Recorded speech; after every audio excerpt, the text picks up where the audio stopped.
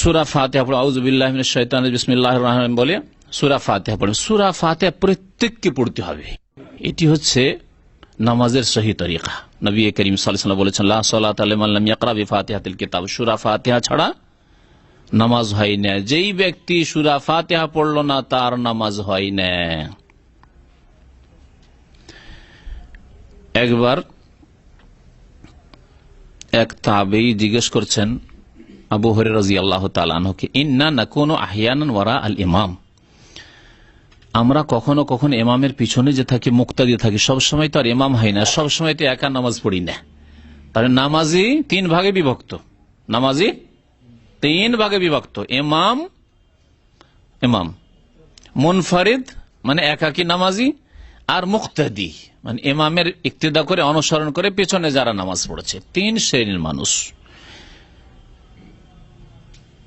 ইন্না নাকুনু আহইয়ানান ওয়ারা আল ইমাম, আমরা কখনো কখনো ইমামের পিছনে থাকি, তো কি করব, আমরা সূরা ফাতিহা পড়বো না পড়বো না? তখন বলছেন আবু হুরায়রা রাদিয়াল্লাহু তাআলা, ইকরা বিহা ফি নাফসিকা ইয়া ফারসি, তার মাতৃভাষা ফার্সি ছিল ওই তাবেঈর, তাই বলছেন তাকে যে তুমি তোমার মনে মনে পড়ে নাও, ইকরা বিহা ফি নাফসিকা, তোমার মনে মনে মানে আস্তে আস্তে পড়ে নাও। তাহলে সূরা ফাতিহা পড়তে হবে, ইমামকে পড়তেই হবে, না হলে নামাজ হবে না। অথচ আমাদের দেশের প্রচলিত মাযহাবে ইমামের জন্য ওয়াজিব, না পড়লে সহজে কাজ চলে যাবে, যে কোনো কোরআনের 3টি আয়াত পড়লেই নামাজ হয়ে যাবে। একেবারে সহিহ হাদিস বিরোধী ফতোয়া। একাকী নামাজি হবে না।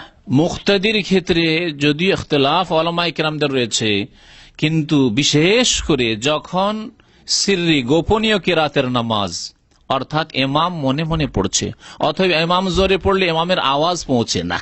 আমাদের দেশে তো মাইকে নামাজ হয় না, এখানে না হয় দেখছেন মাইকে নামাজ হচ্ছে, দূর দূর পর্যন্ত কেরাত পৌঁছে যাচ্ছে। 2 কাতার পরেই মুক্তাদিরা ইমামের কেরাত শুনতে পায় না, হয় না কি এরকম? 2 কাতার পরে মুক্তাদির কেরাত শোনে না, তাহলে মুক্তাদি ইমামের কেরাত শোনে না। তাহলে এই সময় তাদের কি করা উচিত? কমের পক্ষে যদি এই ফতোয়া, মাঝামাঝি ফতোয়াতে থাকেন 3টি মত। একটি মত হচ্ছে যে না, মুক্তাদিকে কিছুই পড়তে হবে না। সবচাইতে দুর্বল মত এটি, যেটি প্রচলিত আমাদের দেশের মাযহাবে রয়েছে, সবচাইতে দুর্বল ফতোয়া। মাঝামাঝি ফতোয়া হচ্ছে যে যখন শোনেন না তখন পড়বেন, আর যখন শোনেন তখন শুনতে হবে, যাতে কোরআনের আয়াত আর হাদিসের সমন্বয় হয়ে যায়। তাদের মত ইমাম আহমদ রহমতুল্লাহ আলাইহি, ইমাম মালিক রহমতুল্লাহ আলাইহি, 4 ইমামের 2 ইমাম এইদিকে গেছেন, শুনছেন তখন শুনে নিলেন যথেষ্ট, আর পড়বেন না। কিন্তু না শুনলে পড়তে হবে। না শুনলে যেমন জোহরে শোনেন না, আসরে শোনেন না, মাগরিবের 3য় রাকাতে শোনেন না, ইশার 3য় 4র্থ রাকাতে শোনেন না, তো শোনে না, মোটেই শোনেন না, কারণ সিররি নামাজ। তারপরে হয়তো ইমাম থেকে আপনি দূরে আছেন, শোনেন না, আওয়াজ আপনার পর্যন্ত পৌঁছে না। মাগরিবের 1ম 2য় রাকাতে, ইশার 1ম 2য় রাকাতে, ফজরের নামাজে কেরাত হচ্ছে, কিন্তু আপনি দূরে আছেন, শোনেন না, চুপ বসে থাকবেন। তাদের মতে পড়তে হবে। বেশ কিছু তারা দলিল পেশ করেছেন। প্রথম কথা, কোরআনে কারীমে আল্লাহ পাক রব্বুল আলামিন কোরআন শুনতে বলেছেন, নীরব থাকতে বলেছেন, এক হুকুম। তারা বলছে এটার উপর আমল হয়ে গেল। আর সূরা ফাতিহা ছাড়া নামাজ হয় না, ওই দুটোতে সমন্বয় হয়ে গেল। যখন শুনছি তখন শুনলাম নীরব থেকে, আর যখন শুনছি না তখন সূরা ফাতিহা ছাড়া যেহেতু নামাজ হয় না, সুতরাং সূরা ফাতিহা পড়ব। ইমাম বুখারী রহমতুল্লাহ আলাইহি, ইমাম শাফিঈ রহমতুল্লাহ আলাইহি আর বহু সাহাবায়ে কেরাম তাদের মত হচ্ছে যে না, সর্বাবস্থায় সূরা ফাতিহা পড়তে হবে। ইমাম উচ্চস্বরে পড়ুক আর জোরে পড়ুক আর আস্তে পড়ুক, সূরা ফাতিহা প্রত্যেককে পড়তে হবে, মুক্তাদিকে পড়তে হবে। তাহলে কেমন করে পড়বেন? আল্লাহ যে কোরআনে শোনার কথা বলেছেন, ওয়াইযা কুরিয়াল কুরআনু ফাসতামিউ লাহু, যখন কোরআন তেলাওয়াত হবে তখন শোনো, ওয়ানসিতু, নীরব থাকো, লাআল্লাকুম তুরহামুন, তাহলে তোমাদের উপর আল্লাহ পাক রহমত নাযিল করবেন।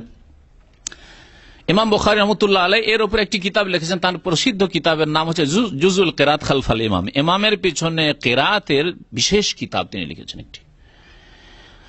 তাতে তিনি খুব জোর দিয়েছেন যে ইমাম গায়রিল মাগদুবি আলাইহিম ওয়ালাদ-দাল্লিন সূরা ফাতিহা শেষ করে সাক্তা দেবে, মানে বিরতি দেবে, আর সেই বিরতিতে মুক্তাদিরা পড়ে নেবে।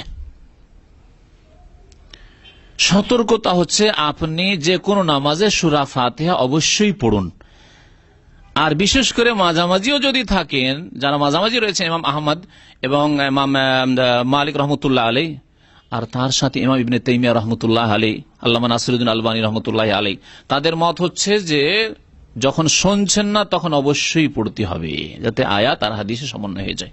কমের পক্ষে এই মাসলার উপর আমল করবেন, না হইলে নামাজ আপনার বিপদে আছে, নামাজ আপনার আশঙ্কায় আছে। আপনি জোহর আসর নামাজ পড়ছেন, আপনি শুনছেন আর নীরব দাঁড়িয়ে আছেন।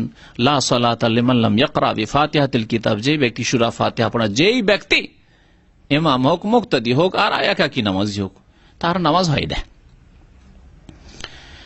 সূরা ফাতিহার পরে অতিরিক্ত সূরা বা কিছু আয়াত পড়া সুন্নত ইমামের জন্য, একাকী নামাজের জন্য। মুক্তাদিরা সূরা ফাতিহার বেশি পড়বে না, মুক্তাদিরা সূরা ফাতিহার বেশি পড়বে না।